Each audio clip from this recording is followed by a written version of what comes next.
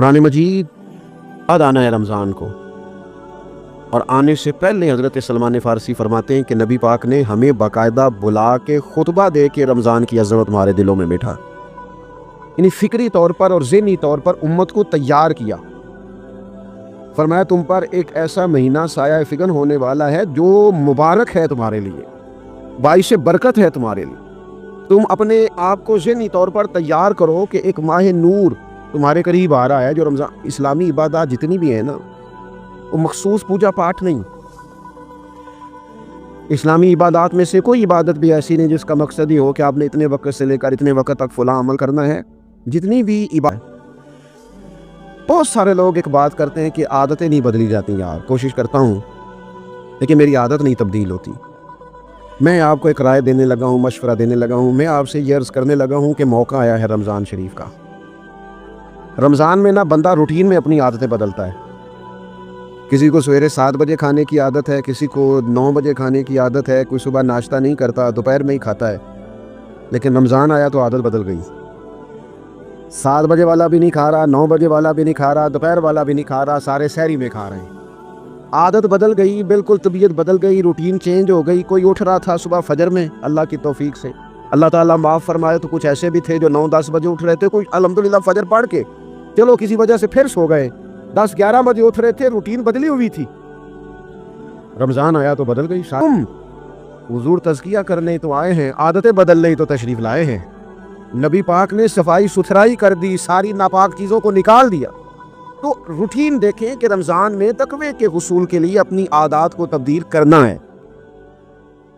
رمضان کہے گا یہ لنگر ہے، یہ رب رسول کی رحمت کے ساتھ عطا ہوتا ہے، یہ کرم ہے، یہ اللہ رسول کے بٹھائے بیٹھے۔ کیا میرے رسول پاک اللہ تعالیٰ علیہ وسلم فرماتے ہیں کہ رب فرماتا ہے ابن آدم کا ہر عمل اس کے لیے ہے، روزہ میرے لیے، اور فرمایا میں خود جزا دوں گا روزے کی، میں خود جزا دوں گا روزے کی۔ اور حضور فرماتے ہیں روزہ ڈھال ہے، جو شخص روزہ دار ہو وہ بےہودگی سے، فحش گوئی سے اجتناب کرے۔ اور اللہ کے محبوب صلی اللہ تعالیٰ علیہ وسلم فرماتے ہیں اگر کوئی شخص اسے گالی دے، اگر کوئی شخص اس سے جھگڑا کرنا چاہے تو پتہ کیا جواب دے؟ اسے کہے بھئی میں روزے دار ہوں، میرے منصب کا تقاضا نہیں کہ میں تیرے ساتھ الجھوں۔ اور رسول پاک صلی اللہ علیہ وسلم فرمانے لگے اوہو اتنی بڑی بات۔ حضور فرمانے لگے، یہ صحیح مسلم کے لفظ ہیں، کریم محبوب فرمانے لگے مجھے اس رب کی عزت کی قسم جس کے قبضے میں محمد عربی صلی اللہ علیہ وسلم کی جان ہے۔ حضور فرماتے ہیں روزہ دار کے منہ کی خوشبو اللہ تعالیٰ کے نزدیک قیامت کے دن مشک کی خوشبو سے بھی زیادہ وقت والی ہوگی۔ اس کے منہ سے جو خوشبو آتی ہے قیامت میں مشک پیچھے رہ جائے گا، اور رب کی بارگاہ میں صرف روزہ دار کے منہ سے۔ اگر تیرے منہ کی خوشبو رب کو اتنی پسند ہے تو تجھے بھی تو اپنے منصب کا خیال ہونے تو کہ میں نے روزہ رکھا جاتے تھے جو اس سے ملنا چاہتے۔ میرے رسول پاک علیہ السلام نے فرمایا روزہ دار کو 2 خوشیاں ملیں گی، ایک خوشی اس وقت ملتی ہے جب وہ افطار کرتا ہے، اور فرمایا ایک خوشی اس وقت ملے گی جب وہ اپنے رب سے ملاقات کرے گا، جب وہ اس سے ملے گا تو اس وقت روزہ دار کو خوشی ہوگی۔ میرے دوستو خوشی تو جو ہوگی سو ہوگی، لیکن یہ اور رب فرماتا ہے میں خود روزے کی جزا ہوں، یعنی باقی نیکیوں پر ثواب ملے گا، روزہ رکھنے والے کو رب رحمان ملے گا۔ نبی اکرم صلی اللہ تعالی علیہ وسلم کے امت کے صوفیاء نے نا کچھ چیزوں کو بڑا کھولا ہے۔ عارف رومی کہتے ہیں کہ ایک دن نا محمود غزنوی نے خزانوں کے دروازے کھول دیے اور فرمایا بھئی میں نے آج ہر چیز کھول دی ہے، جو جس چیز پہ ہاتھ رکھے گا وہ اسی کی ہو جائے گی۔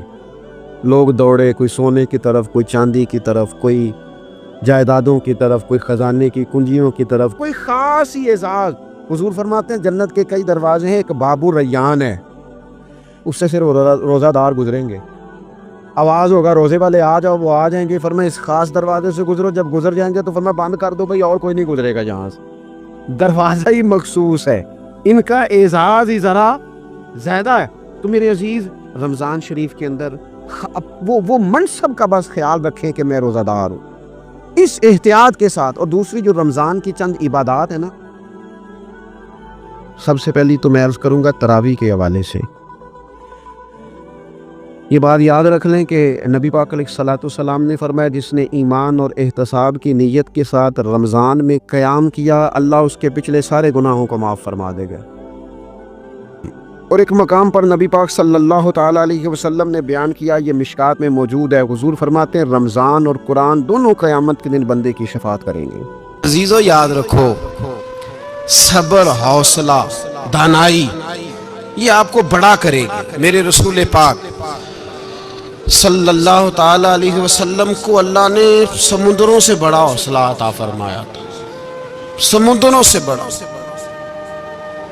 سمندروں سے بڑا مشکل ہوتا ہے بیٹی کے قاتل سے صلح کرنا، بڑا مشکل ہوتا ہے، بڑا مشکل ہوتا ہے کانٹے بچھانے والوں کے رستوں میں پھول بچھانا۔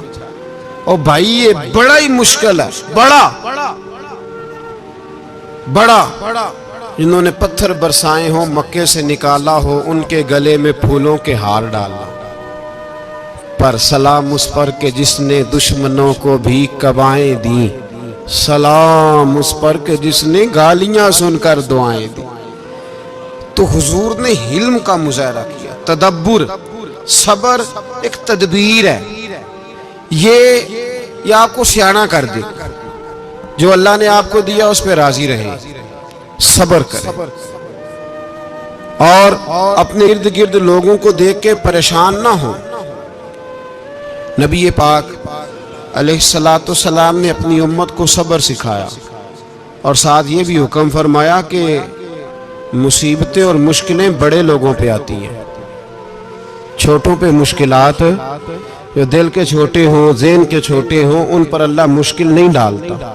ایک صحابی نے کہا یا رسول اللہ صلی اللہ علیہ وسلم سب سے زیادہ مشکلات کن پہ آتی ہیں؟ تو حضور نے فرمایا نبیوں پہ۔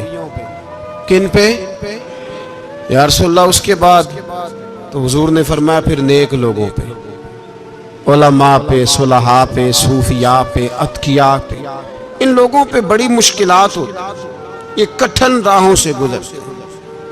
بھائی تیار کریں ذہنی طور پہ اپنے آپ مشکلات کے لیے، آزمائشوں کے لیے، تکلیفوں کے لیے تیار کریں۔ جب آپ تیار رہیں گے پھر آنے والی مشکل آسانی سے گزر جائے گی، اور جب کہیں گے پتہ نہیں کیا ہوگا، حوصلہ چھوڑ جائیں گے، پھر معاملہ خراب ہوگا۔ دلیر رہیں۔ نبی پاک صلی اللہ علیہ وسلم کے مدینے آنے سے پہلے ایک شخص تھا، عبداللہ بن ابی سلول اس کا نام تھا، تو مدینے والے لوگ اس کو اپنا پیشوا مانتے تھے، اوس بھی خزرج بھی، اس کی تاج پوشی بھی کی، بڑی اس کی منتا تھی۔ جب حضور آ گئے تو اس کا کاروبار بند ہو گیا۔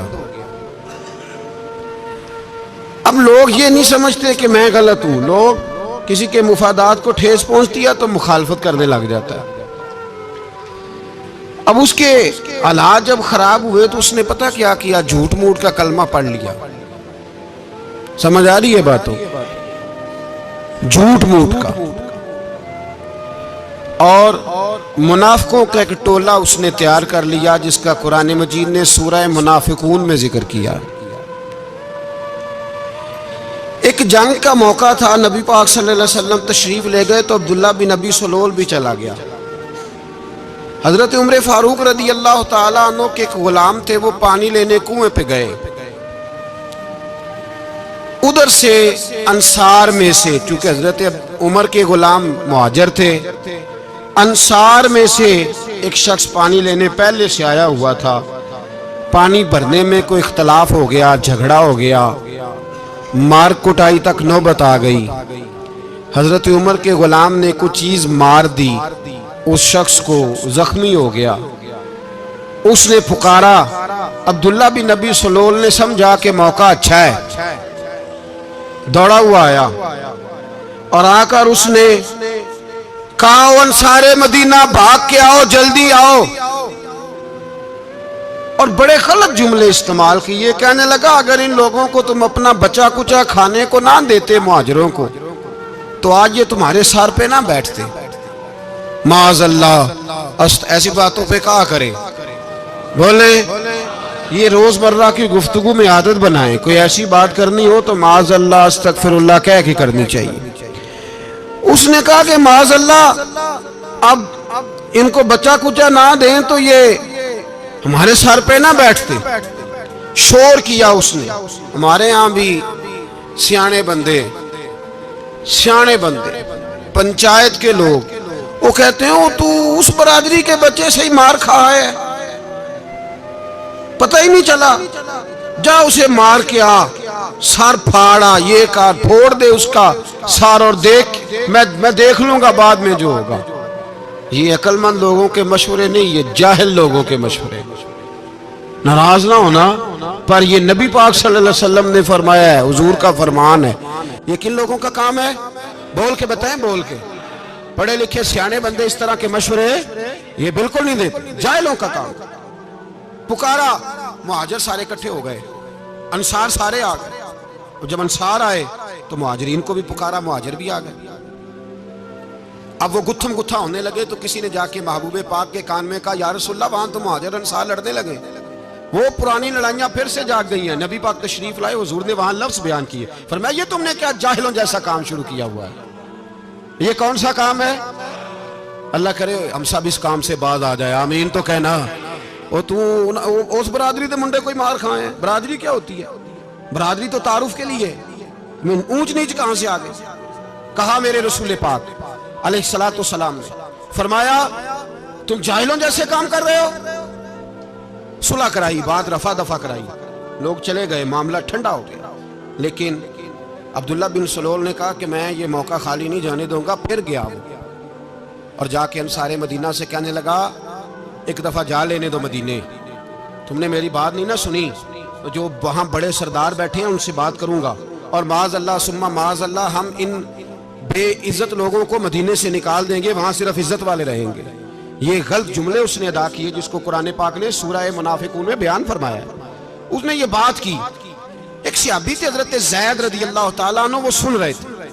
آ کے عرض کی, یا رسول اللہ صلی اللہ علیہ وسلم, عبداللہ بن ابی سلول تو اس طرح کہہ رہا ہے کہ مدینے جا کے عزت والے دوسروں کو نکال دیں گے, اور تم اگر اپنا بچہ انہیں نہ دیتے تو معاذ اللہ آج ایسا نہ کرتے. حضرت عمر نے بھی سن لیا, حضرت عمر نے بات سن لی, تلوار نکالی اور دوڑے. حضور نے بازو پکڑا, فرمایا کدھر جا رہے ہو؟ کہا یا رسول اللہ اگر آج سزا نہ دی تو کل اور بات بھی کرے گا, اور اگر آج ایک قتل ہو گیا تو باقی سیانے بن جائیں گے. یا رسول اللہ مجھے چھوڑے, میں ماروں گا. حضور نے فرمایا عمر چپ کر, وہ جھوٹ موٹ کا کلمہ پڑھتا ہے, لوگ کہیں گے کہ محمد ابن عبداللہ نے اپنے ساتھی مارنے شروع کر دیے.